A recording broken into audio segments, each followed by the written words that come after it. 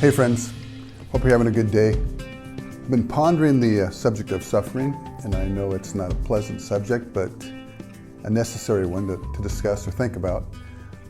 I believe that how a Christian responds to suffering can be a good measurement of their level of maturity, and how they respond is extremely important. So there's a couple of questions to consider along those lines, but first let me tell you a little story. Many of you may have heard of a gentleman called the Heavenly Man. His name is Brother Yun, and he was in China, thrown in jail for his belief in Christ, harshly treated because he was such a strong believer.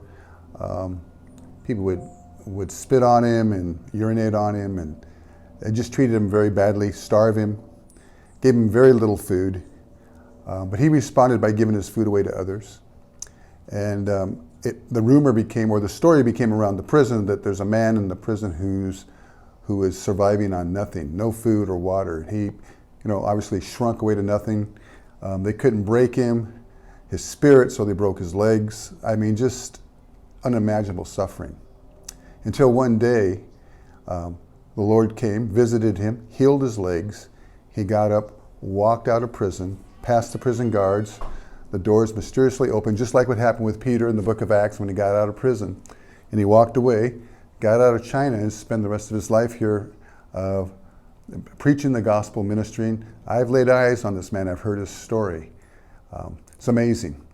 But here's what really got me when someone asked him about suffering. It's a great quote. He said, "Suffering is choosing to live without the conscious awareness of God."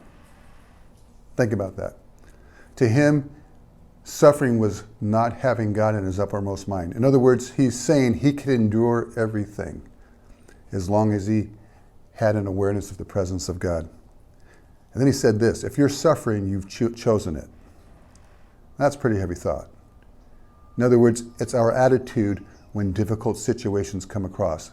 It's not burying our head in the sands and pretending that's not a real situation, or it's a difficult situation, but it's where we put our focus, because what you focus on is what you become. And if you focus on all the hardships and all the difficulties, all the offensive people, all the offenses that people have spoken towards you, all the negative things, if you focus on those things, that makes you very sour. So what our brother is saying here is, you choose your suffering. You've chosen it. Or you could choose to put your heart and mind on God. So it's a big lesson. Here's a couple of other thoughts I think might be helpful. How to respond to suffering is to ask yourself, there's really two questions we ask: why and what? Why is a question, I believe, is a question of doubt. When you're asking why, it reminds me of my kids when they were young and it's time to go to bed. Son, it's time to go to bed. Why? Parents, you know this one, right? Because you need your rest. Why? Because if you wake up cranky, you're difficult to deal with. Why? And what it is, it's a delay tactic. Why? Because they don't want to go to bed. And they know they can string it out. That's a childlike thing, and we can understand that. But part of it, if they're doing that when they're 17 or 18 and not listening to you, there's probably some defiance in there. There's probably some rebellion. And the why question kind of speaks to that. I don't trust you. Why are you doing this to me? When suffering comes along, many times we ask God, why did this happen? Have we forgotten that, God, you love us? God, there's a purpose for everything in my life. Whether we can debate back and forth. Did God cause the suffering? Did he send the trial? Did he send the difficulty? Did he give you the cancer? Those all question God's motives. It's a why question. A better question is what? In other words, what do you want me to do? How should I respond to this situation? See, that's not a doubting question. When I say, what do you want me to do? I've already stated, I trust you. I don't get what's happening. This is a difficult situation. I don't know why these people are treating me this way. I don't know why my finances have gone sideways. I don't know why. Fill in the difficulty. When you start asking why, it leads you down a path that can be very troublesome. Keep it simple. Lord, what do you want me to do about this? See, I find when I say, what do you want me to do? I've simplified things. And I just need to be still, trust God, and listen. And then do what he says. How simple is that? It's a great way to approach life. Here's a couple other thoughts.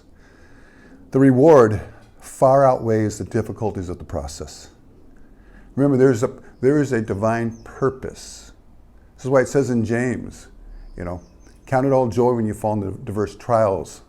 It's going to lead to something, to building character. There's a divine purpose for what's going on in your life. It requires trust. Another one, blessings and prosperity require praise and thanksgiving. Simple, right? When good things happen, our response is praise and thanksgiving. Trials require faith and trust.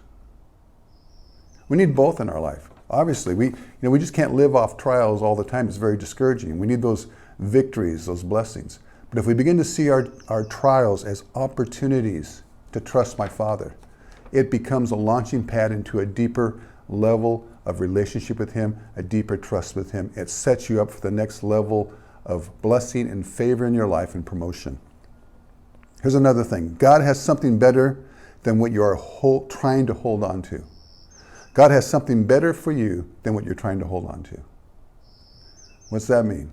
It means sometimes trials and struggles come into our life, unexpected situations that seem like a difficulty. And that's really God maybe shaking some things loose in your life.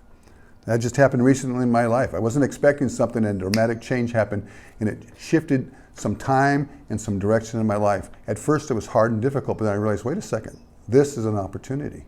God shifted me. It was out of my hands. I wasn't expecting it. There was like nothing I had done wrong. It just shifted. It was a difficult shift, but at the end I realized, God, you've just shifted my course, my direction. So the question I ask is, what opportunities are you preparing for me now? See, we never focus on the negative.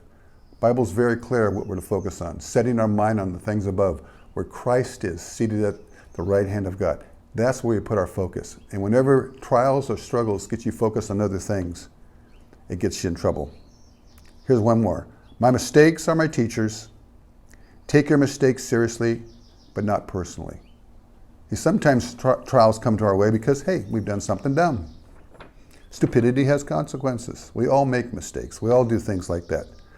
Let them become your teachers. Don't let them discourage you. We all fall short. We all make mistakes. Don't get down on yourself. Let it be a teaching tool for you. And let me give you one more. I love this one. If you can't feel His hand in the midst of a trial or situation, trust His heart. Simple, to the point. Bless you guys. Don't ask why. Just ask Him what.